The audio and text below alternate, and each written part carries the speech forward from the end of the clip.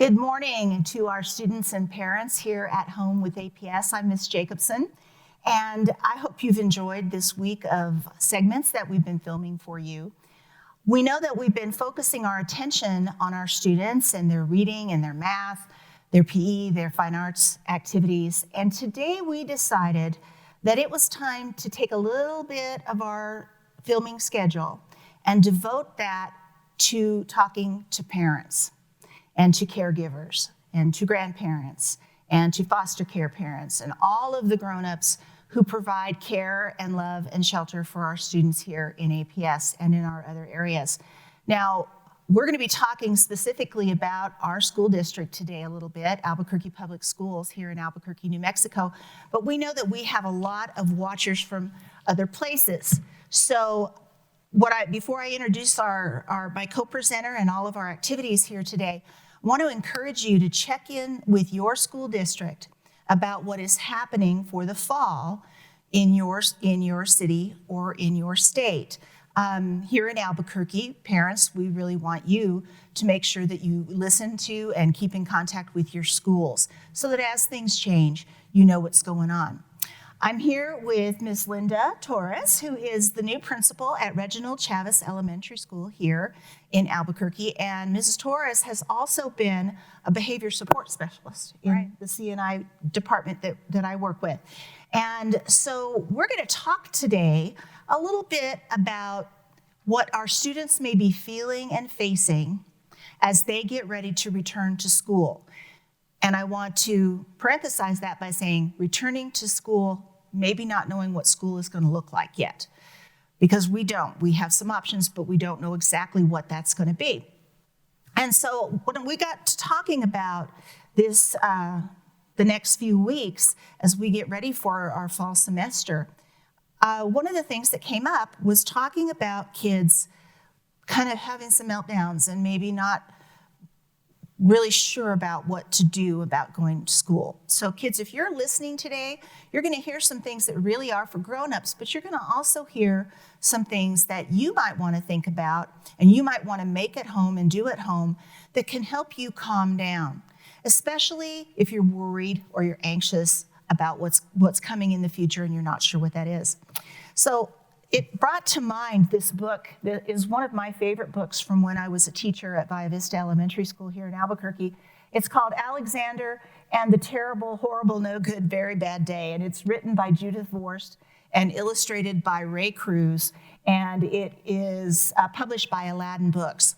And I'm not going to read the story right now, but it is basically a story about a young man who, getting ready for school, gets up in the morning and everything is going wrong. He can't find his shoes, he can't find his lunch, he can't sit by his best friend on the bus, he forgets his homework, all of the things that happen that kind of stress you out. And he decides that to solve all this, he's just going to move to Australia. And he doesn't, because his mother at the end of the day says, you know, there are days like this. Sometimes you just feel this way. And it's okay to feel this way, even if you do live in Australia. So we're going to talk a little bit about how to handle it if you are having one of those terrible, horrible, no good, very bad days. What are some of the things that teachers might talk to you about? What are some of the things that parents can do at home to help you get ready for school? Not just brushing your teeth and putting your clothes on and driving you to school or to the bus stop, but those things that can help you mentally prepare for what's coming in August. Because we want you to be ready. And we want you to be feeling good and feeling confident and safe about what's going to happen. So we've been working on a couple of different projects in our department. And one of the things, I'm going to go backwards here a little bit, went too far. We are going to be encouraging teachers and parents to, as they get ready for learning, to focus on three things. We want them to focus on relationships, routines, and resilience. And those are kind of big words for kids who might be listening, but we're going to go through each one of those pieces and we're going to talk about what that might look like. Because right now, we're not going to ask you to worry about what level you read at, or whether or not you're getting an A in math, or whether or not you know all of your times tables, or you can read every word in a book. We'll get to all of that. But before we get to that, we need to take care of ourselves. And that's really what today is about. Absolutely. And so I've asked Ms. Torres to be here to start talking a little bit about the pieces that she's worked on with teachers and kids about how to feel good about what you're doing, how to express yourself, where that fear and things comes from, and what we can do about it. Thank you, Ms. Jacobson, and good morning, families, students. It's good to be back with you. Ms. Torres here. One of the most interesting things that I have found just stepping back in, even just taking a look at whatever school is going to look like next year, is just the importance of remembering that we all are born into this world with some really basic emotions that are just hardwired in. And so we've got them up here. There are 5 of them that we all are born with: sadness, joy, disgust, anger, and fear. And if you've ever watched the movie Inside Out, sometimes you can actually see a little bit more about these main 5 basic emotions that everyone is born with. But it's interesting because if you take a look at these 5 emotions, think about how they show up every day, whether you're at home or at school, if you're even out in the grocery store. What do they look like? What do they sound like? These are the ones that no one teaches you to have, you just have them.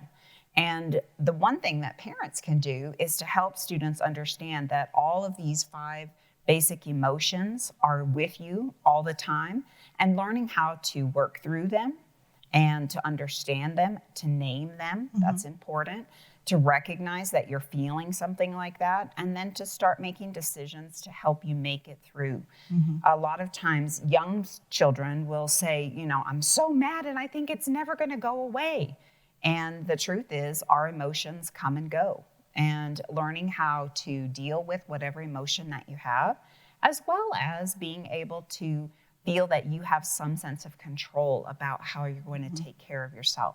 Those are all important things. And especially if you're finding that you're feeling sad all the time, Right. or angry all the time, then that's something that we really need everybody to be aware of. And that's one of the reasons why we're here today talking about this, is because we want to make sure that you aren't sad all the time, that you can do something about that and get back to a better, more positive place. Right, exactly. And that's the thing. Mostly, it's important for, as we're adults taking care of our amazing students and young children, we've got to remember that it's our job to help them recognize these emotions and how to work through them and deal with them, and also that they're normal. They're just a part of life. Yeah, and it doesn't matter whether you're 10 years old or 4 years old or 56 years old or 100 years old. Everybody feels these things. Right. And so making sure that you recognize that if you're a kid, my mom may be sad right now. Right. Or my grandparent who takes care of me may be really angry about something right now. That doesn't mean it's necessarily about you. It could be about something else, because everybody feels these emotions. But this is something that everybody needs to think about as we get ready to go off into school. And because we all feel these emotions, it's really important, parents, that you send your children a calm message, because your kids are going to take their cues from you. So if you're worried and panicked about what's going to happen at school on the first day, your child most likely will be worried and panicked about that first day of school too. We want to make sure that we can change that behavior before we get there. So let's keep going. The one more thing I just wanted to say is for, as a caregiver or a parent, if you have these emotions, make sure you talk to your child about it. We're all humans. We have these emotions. How do you calm yourself down and be thinking about those kinds of things to help your child? I think that's important. Yeah. So one of the other pieces that we wanted to talk about today was a little bit about brain science. In general, when there is a sense that a child has, or any human has, that there's any type of danger, the brain has a beautifully hardwired mechanism that just sort of jumps in to save you. It is your amygdala. The amygdala is the little red section down there. It's kind of at the base of the brain. And this particular piece of the brain, when it's triggered, when something does upset you or frighten you, you will oftentimes have a reaction. Typically, you'll go into 4 different types of responses. Fighting, like to fight, that's usually sort of an aggressive type of response. Flight, which means run away. Freeze, which means you just don't do anything, like you're almost just not there.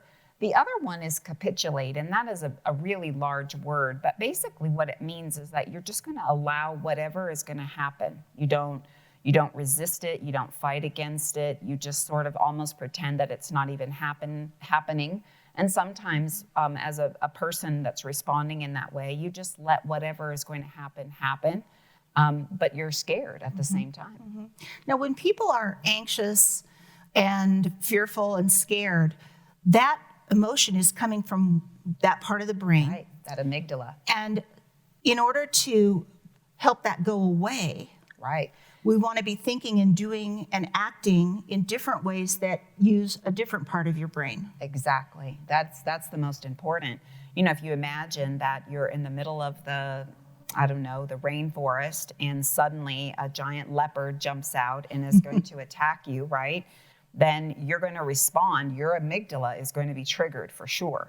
And so you'll have those 4 options. Either you're going to turn around and fight that leopard, you're going to run, you're going to just be frozen.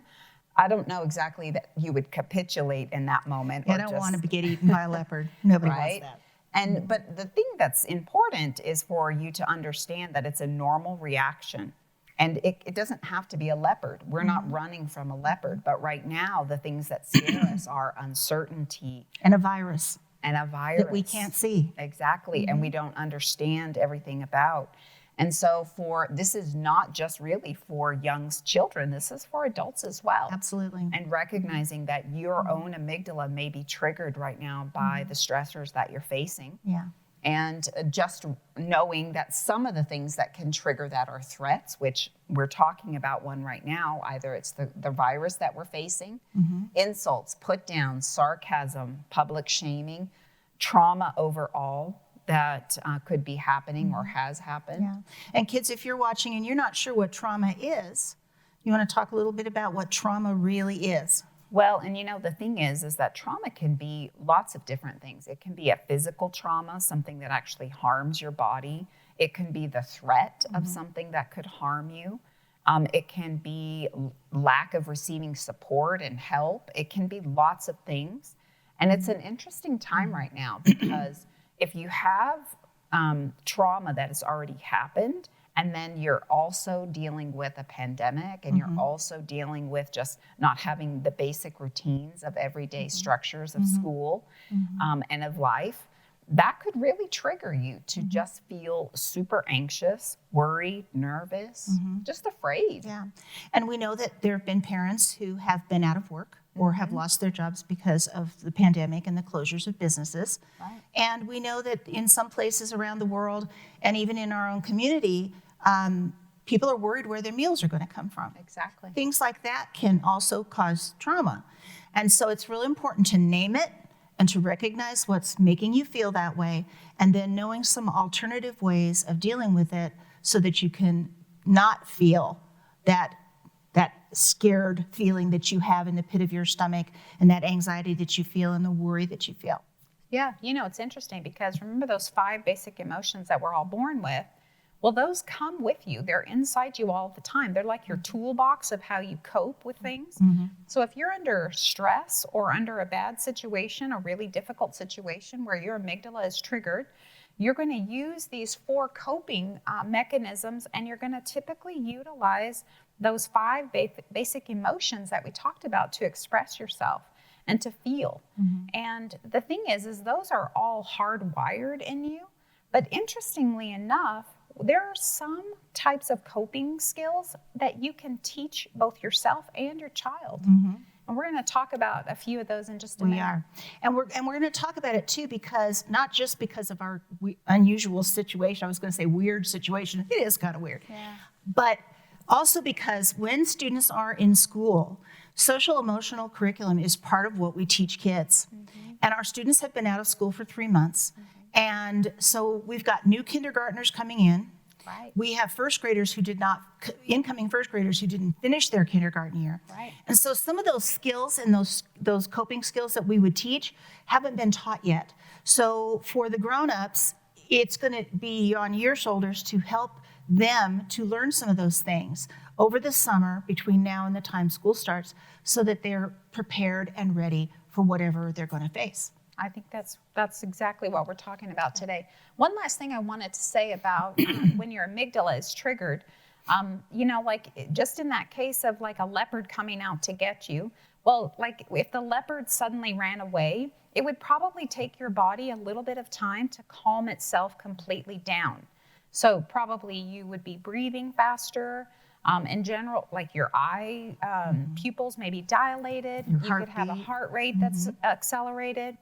Lots of things have happened physiologically, like in your own physical body. And that typically it can take up to from 60 to 90 minutes to calm all the way down. And so if your child is ever having a meltdown where you're seeing that kind of response that is really big, just please recognize that it could take an hour or over to really calm down. And we're going to teach you some ways to help your child have a space to go during that time. And we've got some really cool things to share. And if mom and dad or other adult caregivers, if you're the ones that are having the meltdown, it's really important to remember that as well so that you can take some space away. And that way you can calm yourself down, give yourself the time you need to be calm before you try to deal with your child or whatever the situation is that's happening. Because if you try to deal with it when you are exploding, chances are it's not going to go so well. And that's the same thing in schools. You know, if a child has a really difficult time and is really stressing out, it's not the best time for that kid to be forced to sit down and do math and reading and writing. That brain is not in a right place. Yeah, so we've got to calm down first before we try to do that. Exactly. So we're gonna focus on that by building those 3 R's: relationship, routine, and resilience. That's right. So let's talk about relationship first. Like I said, these are some of the things that we teach in school to students to help them understand their emotions. And you'll notice that on this list, there's a few that are underlined. And as we were talking about this today, some of these things like friendship, empathy, sharing, gratitude, caring, humility, those are things that you might naturally teach at home just through being a family or working with your friends within your neighborhood or your siblings, the boys and girls that live in your house. There are some things, though, that we are on this list that I think our students are really going to need as they come back to school in the fall. Compassion is one of those things. Everybody has been through it. And boys and girls, if you don't know what compassion is, it's how you care and feel for other people's pain. Right. And making sure that you are giving them care and understanding in terms of what they've gone through. Everybody's gone through something different. For some of you, it might have been really fun to be at home and lots of things going on and lots of activities to keep you busy, and in other places, maybe not. So we got to think about that. Forgiveness. We've been stressed out. Yeah. We've been working really hard. We've had to forgive each other when we've lost tempers and things. So that's something else. Having patience. You know, our teachers in the fall are getting ready to either teach face-to-face, that means with you in class, or in a virtual environment on the computer. And some of them are new at that. And they don't know what it's going to look like, just like you don't know. But they're figuring it out right now. And so if they make mistakes, we got to forgive them for making those mistakes because we know they're going to learn from them. But then we have to have patience to be able to give them the time to do that. Stamina is another thing that's really important for our little guys to be able to do. And so making sure that they have the energy and the physical ability and the emotional ability to get through a day of learning at the best place that they can be. And that requires sleep, and it requires food, and it requires routines and other things. So that's a big one, especially for our kinder and first grade students. And flexibility, something that we are all going to have to do around the world. This fall, as we go back to school, we're going to have to be flexible because we don't know what this virus is going to do. And so it could be that one day we're doing something, and the next day we may be doing something different. Right. And so we just have to be flexible and go with the flow and make sure that we understand we can't do that. But by caring and being optimistic and believing that we can get through it, we will. So helping to learn those skills will help your child learn how to build relationships. Now, one of the activities on the affirmations and the caring part that you might want to think about at home, there's an activity called drop in a bucket. And I have this little bucket here that I got at a dollar store. And you could pretty much use anything at all. It could be an old tin can, a coffee can, a little box, a paper bag, whatever, but something that will hold something else.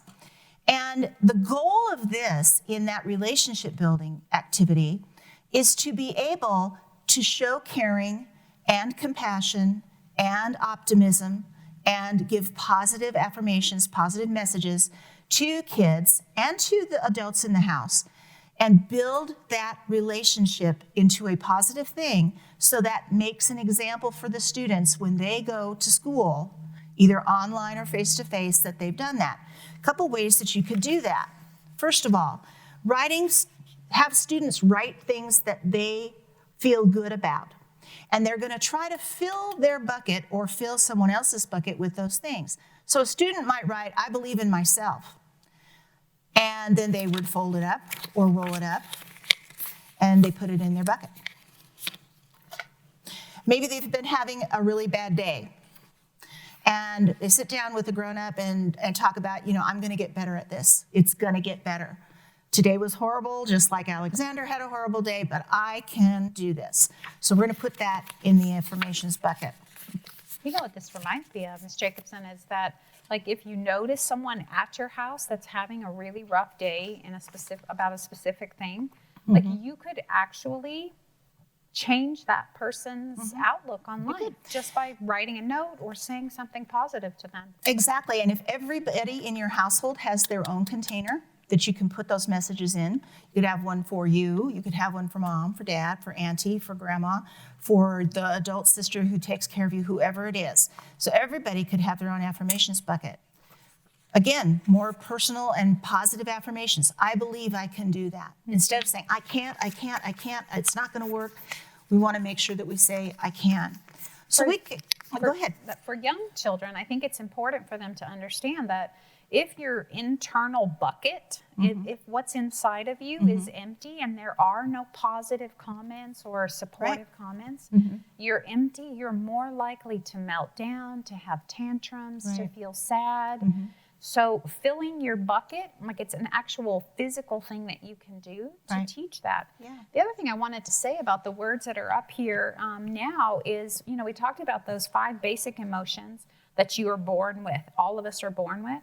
These are actually things that have to be taught. They must be taught. They must be modeled. They have to be explained because they are words that are difficult for young children to understand. What does compassion look like? What does it sound like? How can you show it? How do you know when it's not being shown? Sometimes a not showing it is a good way to look at it. Yeah. So by recognizing those successes and those positive pieces that we're talking about in relationship and calling attention to them, actually naming them. Ms. Carla, I can't see you. But really naming them to make sure that everybody's voice is heard. It's real important to put them in some sort of a container. Use Post-it notes. Use any kind of index card. Anything that you can see, we can certainly put in somebody's bucket and help fill them up. So that's one of the activities that we can do. Definitely. And we did put a bunch of resources on our resource page on the aps.edu website. And there's some free things that if you're maybe having a hard time coming up with some ideas about what affirmations sound like, what positive messages sound like, and you want to build some sort of activity for your family to start learning that, we put some things that will get you started on those. And there's a whole list. I think there's a list of 100 different things that are positive thoughts and affirmations that you could use and teach to each other so that you could do it. There's also a resource there where if somebody's really having a hard day and they need some help kind of figuring out how to feel worthy or how to feel better or whatever. Maybe sitting down with an adult or an adult sitting down with a child or an adult sitting down with another adult. Really give it some thought. What do I do well? Right. You know, how do I feel? What are the things that I'm successful at? How can I get better at things? And give yourself a little bit of a break and know that you can do better and you can feel better, but sometimes it takes some work to do that. Exactly. You know, the other thing is that sometimes you might just need someone else to help you reframe what comes out of your mouth instead of, that was stupid, or I did a bad thing, or, you know, so helping someone else say, well, let's look at that again. What do we know that's positive? And then how can we switch that around? Exactly. Yeah. Exactly. So let's get going. Well, one of the activities that we put together is actually called a positive attitude catcher. Now, if you are in your 30s, 40s, 50s, you probably know this activity as called a cootie catcher. And it looks like this. It's actually an origami folding activity, and we've put the resources on our page. And we're using it, though, to talk about positive attitudes. That language that Ms. Torres was just talking about is really, really important. And so basically what you would do is you would need a square of paper. So if you have a rectangle, you would fold one end over and make a square. I think most of our grown-ups know how to do that. And if kids don't, the instructions are on the site. And you're going to start with a square, and you're going to fold it into 4 equal parts, point to point. And you continue folding, you'll follow the instructions, and as you fold points in, it's going to start to build this little piece of paper, origami here, and you're going to end up with one of these catchers. So it'll look like this to start with, where you'll have folded all 4 points into the middle. Then you're going to turn it over, and you're going to do the same thing on the other side. Now, the instructions that we gave also has some instructions on what to write on this, because you are going to write some things on here. What I chose to write, I wrote on the outside of my catcher. I folded it in half, hot dog style, opened it up, folded it in half again, also hot dog style. And then all I have to do is push the points together and I have my catcher, okay? It's not terribly hard, but if you follow the instructions, you'll be able to do it. What I did, I'm gonna open this one up all the way so that you can see it when it was written on, is I chose to put some emotions that your children might be feeling. So for example, I put blue with a sad face. So if your child's feeling low, they're feeling unhappy, something's made them really sad. So we want to make sure that I did that. And I wrote it in blue marker so that it's a visual. If your child doesn't read that note, they know that the color blue maybe means that maybe they're feeling sad. Green, feeling happy, smiley face. Yellow, kind of so-so. Or red, that anger, I'm feeling really, really upset. And then on the inside, I put some numbers in the next layer, and then I wrote some affirmations. I used the affirmation list that we've put in our resource page, and I wrote some things. For example, all things are possible. It's okay to make mistakes. I'm capable of so much. I'm going to get through this. I am enough. I deserve to be loved. I can do anything. And so once this is put together, what you would do with your child, if your child's having a hard day or needs a break or needs to talk about their emotions, maybe they're getting worried about school. So we might have them identify how they're feeling. Are they feeling blue? Are they feeling pretty happy? Are they feeling kind of Or are they feeling really angry or upset? So if it's angry and upset, then what we would do is we take the words red, R-E-D. And then on the inside, there are numbers. And you ask them to choose a number. I'm going to choose 6. So then I do it again. 1, 2, 3, 4, 5, 6. And would you pick a number for me, Miss Linda? I'm going to say 5. 5. Okay, so I'm going to open up number 5, and number 5 says it's okay to make mistakes. Wow. So it's sending a message to the student by playing a little game. There's lots of versions of this type of activity that you could do. You could do this, I think traditionally they're called fortune tellers. Yeah, they are. And so you could do something like this, practicing math facts. You could do something like this, selecting your chore for today. Maybe there's something that you are having trouble with keeping up with all of your chores. Maybe you want to make a chore catcher. And as you go through, maybe you pick out, maybe it's feed the dog today. And then your brother or sister does it and they get a different chore than you do. So there could be lots of different ways that you use an activity like this, but it is called, for this game, a positive attitude catcher. So let's get kids thinking positively about how they're feeling and how they can continue to feel that way. That's a great activity. That is a great one. You know, and as we get started, we also want to talk about the importance of having routines.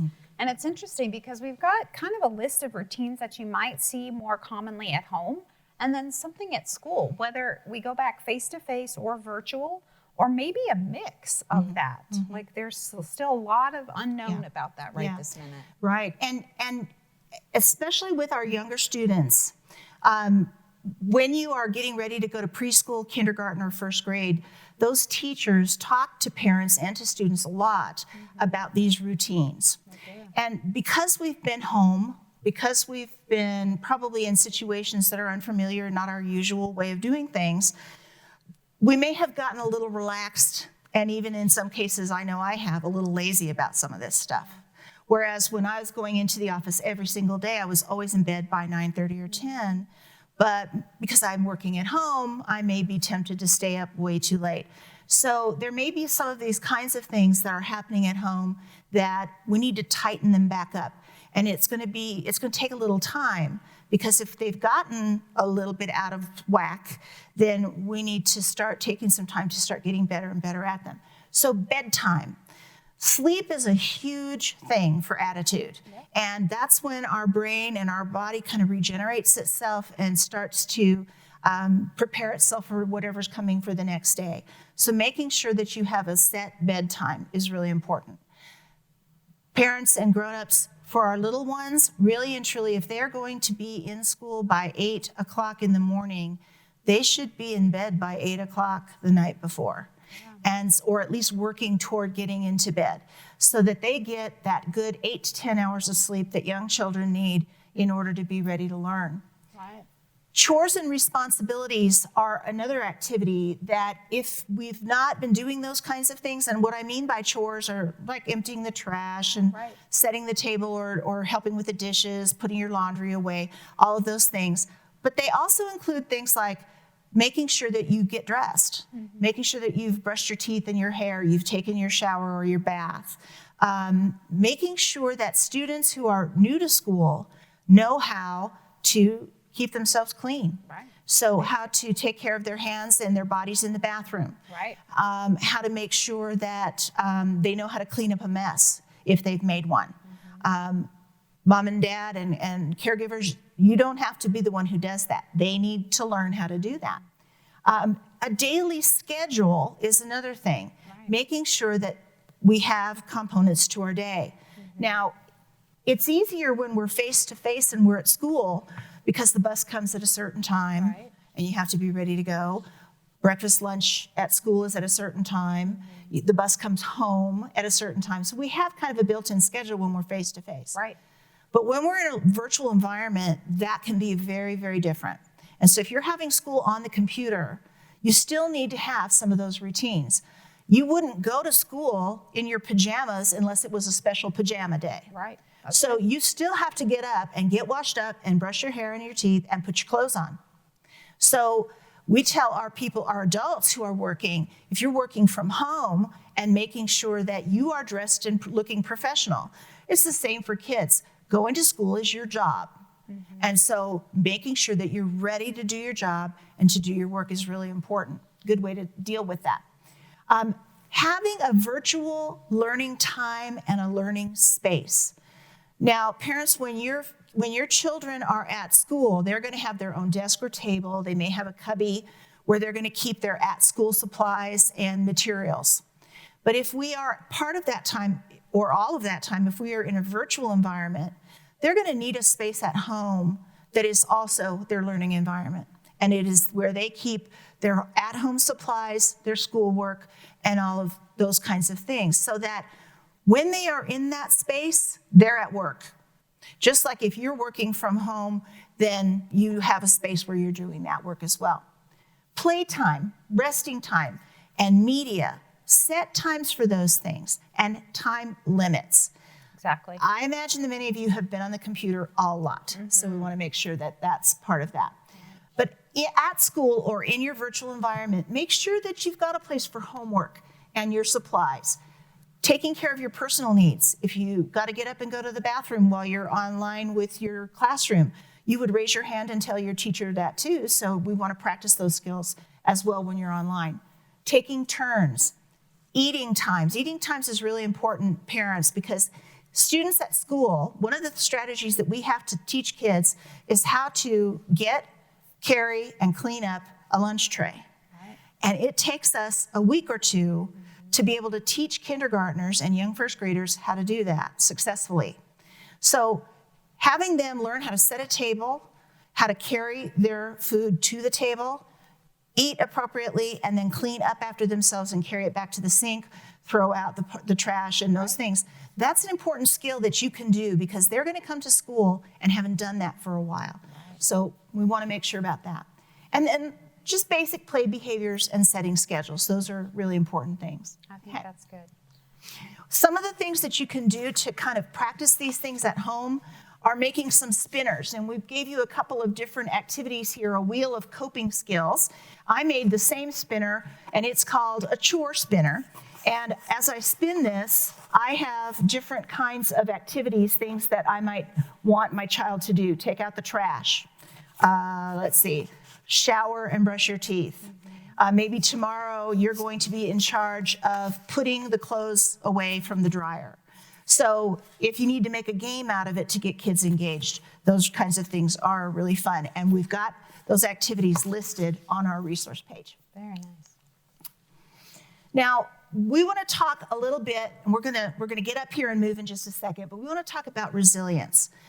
That's part of that flexibility and that energy and the ableness of a student to be able to move from one situation to the next without melting down, without getting scared, without getting upset about what's happening. So we want them to be resilient. You know, that idea, sorry, Ms. Jacobson, that idea about resilience is another way to think about it is how can your child bounce back?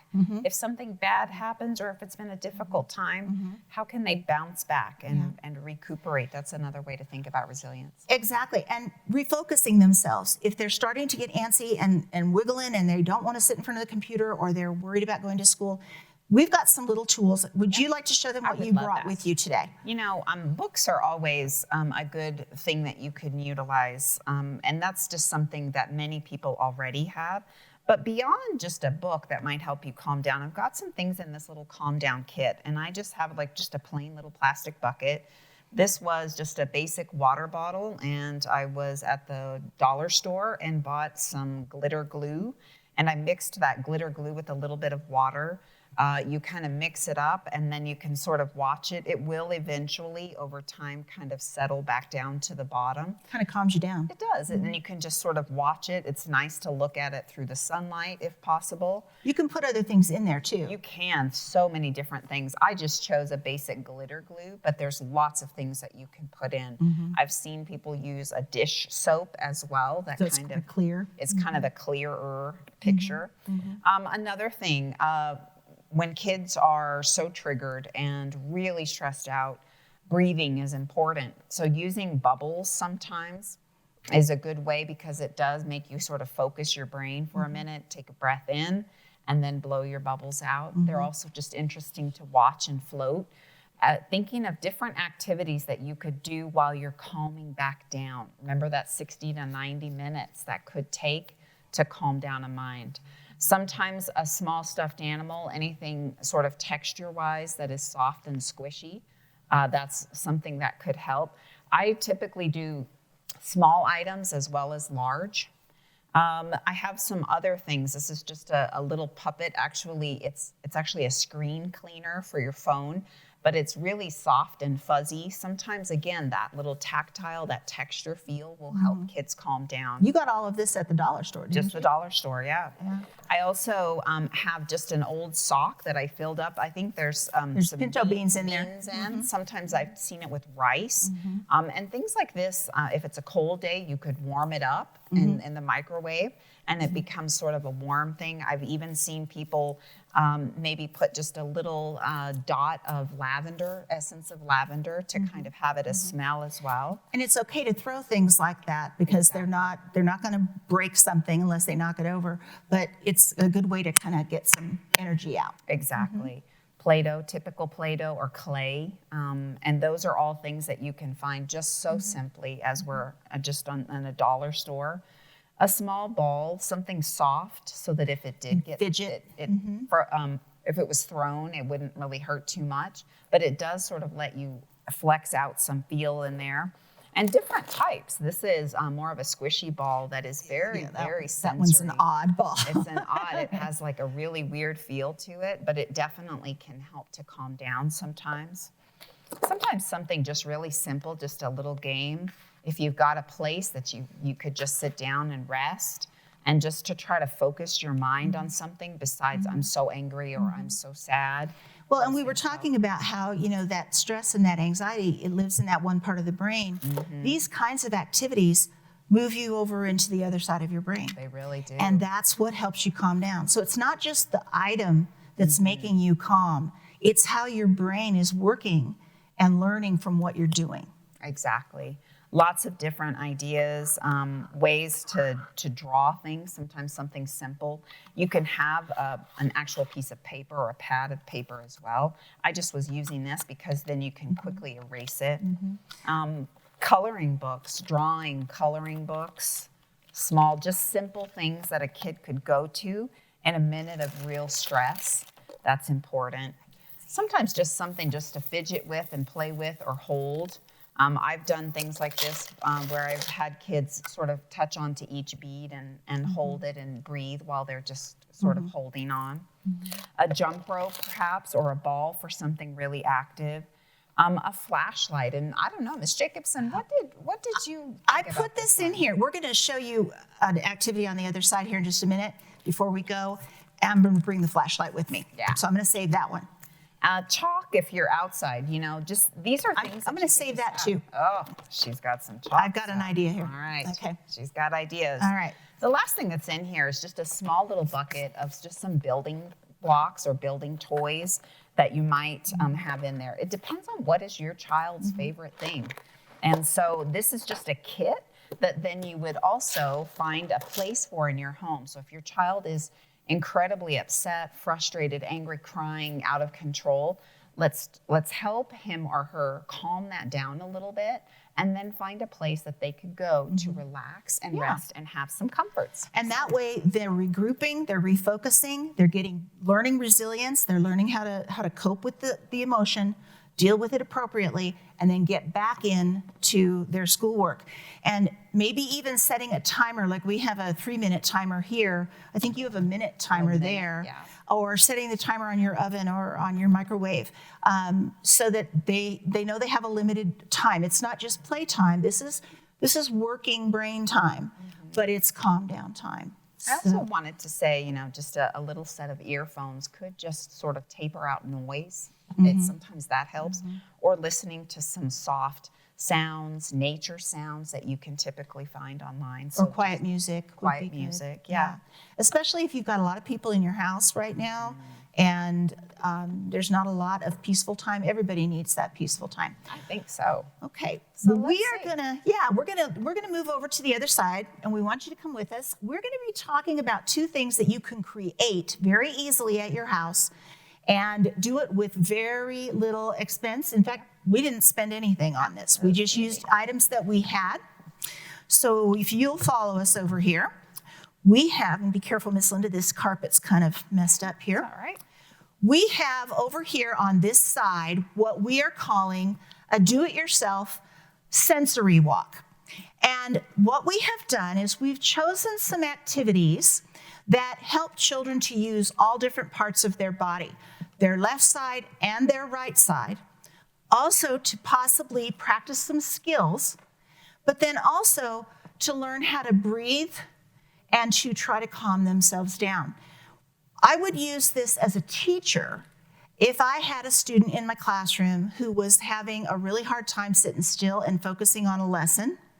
So if I'm in a virtual classroom and a student isn't able to pay attention and is getting antsy and maybe even getting in trouble a little bit, sending them to a sensory wall like this gives them an opportunity to get in the right side of their brain and to actually calm themselves down. So the way this works is that they would start here at the go sign, and then the first place they come to is something to think about. And I put a heart here that says, I love, and I want them to think about somebody that they love. So I'm thinking about a person that I love, and then it says, hop on both feet 5 times. So they would hop on both feet 5 times, and then they'd follow the arrows. Spin left 5 times, okay? And then the next one, I'm gonna hop on my right foot 5 times. I'm gonna follow the arrows, and then I'm gonna spin right 5 times. And then the all-important breathing activity comes in. This is called a figure 8 breathing. Now, we've put all of these pages on the resource page for parents. So all you'd have to do is print it out and tape it or staple it to a wall or tack it to a wall. But you could also, that's why I brought the chalk over. I knew you were going to do that. If you have a driveway or a sidewalk in front of your house or a patio, Right. you could get some sidewalk chalk. This also came from the dollar store. And you could draw something like this on the ground where the student could just follow it. Kind of like how we used to play hopscotch or some of those Foursquare games or others. You could draw something like this without ever printing up a single piece of paper. Right. And you would just do it on the ground wherever you could, in a safe location, of course. But this particular piece is a figure 8 breathing. We're going to do it 3 times, where the student is going to start at a place and they're going to breathe in. And then when they get around, think with their finger, they're going to breathe out. You're going to do it a second time. Breathe in and breathe out. So they're putting oxygen back in their body, which their brain needs to keep moving. Then we're going to do some other activities. We have some examples, wall push-ups, where they would put their hands on the wall and go ahead and do push-ups. They might do jumping jacks. They might do a yoga pose. You could add a lot of different things to this. The next one, touching your toes 5 times. Then down here, you could put some skills where they're practicing some of their academics. For little kids, practicing their alphabet while they hop on one foot, A, B, C, D, E, F, G, and keep going. You could do times tables. For an older student, you could do spelling words where they're practicing their spelling words. You could do a lot of different things for a lot of different ages. This is not just for little kids. This could be for older kids too. Then another breathe in, breathe out. And so in something like this, they might breathe in, breathe out. And they do it 3 times like we did before. Activities like snapping their fingers. Doesn't have to be a hopping around thing. Singing your favorite song all the way through 1 time. Things like crab walking. Every kid that's ever been to school knows what a crab walk is, so hopefully you know that too. Another breathe in and breathe out activity where they might use their hand. I think you were teaching me this one. How did it work? Well, as you're starting with your finger, you're just going to kind of breathe up as you go up your finger and then breathe out as you go down each time. So you just do that as you go finger to finger. Okay. Another practice may be counting up to 20 or counting to 100. Right. Or counting by 5s or 10s or 2s. Hopping on your left foot again. A helicopter spin where you just spin and spin and spin 5 times and then you spin the other way. At that point, you're starting to end the activity. So we want to start calming down a little bit. So we end with one more crab walk and then We want them to take their pulse because they hopefully will have gotten their heart rate up a little bit, and that's a great thing for them to do. But then we got to start thinking about getting back to business because this is not just playtime, this has a purpose. So we want them to think about something that they want to learn, get it in their head, have them close their eyes, maybe even cover up their ears, but get something in their head that they want to learn about. As they breathe, get ready to learn, and then they stop. And then at that point, they go back to their learning space, either at home or in their classroom, and they start over again. Now, maybe an hour later, we may have to come back to this wall. Right. But you could do something like this with Post-it notes on your wall. You could print out our visuals. You could make your own. You could include your own ideas. There's no right or wrong way to do this, but it is a fun activity, especially for kids who've been cooped up inside for a very long time. You know, Ms. Jacobson, the thing I like the best about it is that kids could have voice. They could say, this is what I think we should do. Yeah. Like, it's not just the adults' ideas. Have your kid help you. Yeah. They're so smart. Yeah, and having them draw the arrows and decide which way it's going to go. Right. If they're doing it on the ground, making sure that there's a pathway that you're going to follow as you go through this activity. Now we just have a couple more minutes left here, so we're going to bring over a prop. Ms. Torres, you're going to build something out of this, is that right? Yes, I am. I've got some great ideas. So you need a table or some sort of surface of some kind, right? It could also be that you use 2 chairs. You could use lots of things. Could you use a box? You could use a box. All I'm going to do is just basically kind of create like a tent or a little cave that a student could go into. It's like a personal space. So I could use like a sheet or a blanket or something like that. Exactly. These are tablecloths. And so do we want to cover it all the way? You know, I think we need to have like a space for the child to get in. Okay. Maybe. So and that might be their door. right? You can have, again, that idea of having different kinds of stuffed animals, just different things that are comforting. Could they put their pillow in there? They could. And this is where you might choose that you want your child to have this calm down kit just close by. And it could just be that first the child just needs to go in and sit for a while. And that would be okay. In fact, if you have already done the sensory wall and you're still feeling pretty upset, you could come in here for a minute.